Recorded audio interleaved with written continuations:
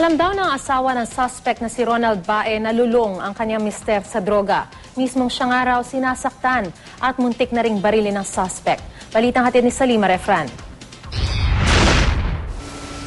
Walang tao ngayon sa loob ng bahay ni Ronald Bae sa Guagua, Pampanga. Doon nakatira noon si Ronald kasamang kanyang asawang si Maria Elena at 5 nilang anak. Kwento ng kapitbahay nilang si Aling Lita. 1 taon pa lang nakatira roon ang pamilya Bae. Tahimik daw at paminsan-minsan lang makita ng mga kapitbahay si Ronald. Mukhang may kaya rin daw si Ronald dahil lagi siyang nakakotse kapag lumalabas. Madalas din daw magkaroon ng inuman doon. Pero hindi rin lingid sa kaalaman ng mga kapitbahay na may problema ang mag-asawa. Yung mga anak niya, lagi sila nakalaro ng mga apo ko.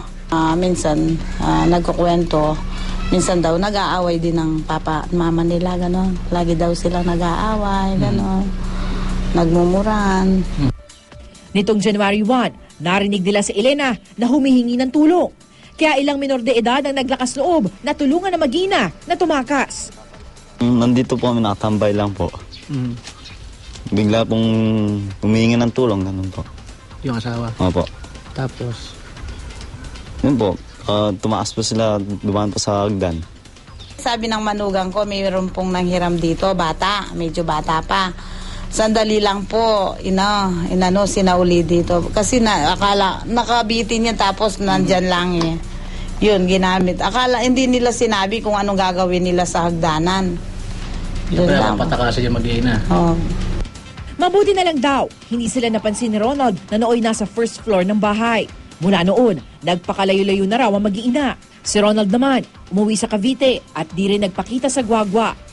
Napanood na lang ng mga kapitbahay ang ginawa at nangyari kay Ronald sa balita. Naawa rin ka rin sa mga sa mga namatayan, ng mga nabaril doon. Nagpunta si Elena sa PNP Cavite.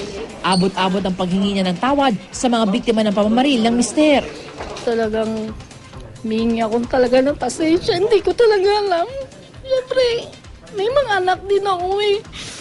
Alam naman nila na kung ano'y galing ng asawa ko, kahit ako kahit ako dati, diba, sinubukan niya akong barilin dati. Alam niyang lulong sa iligal na droga ang mister.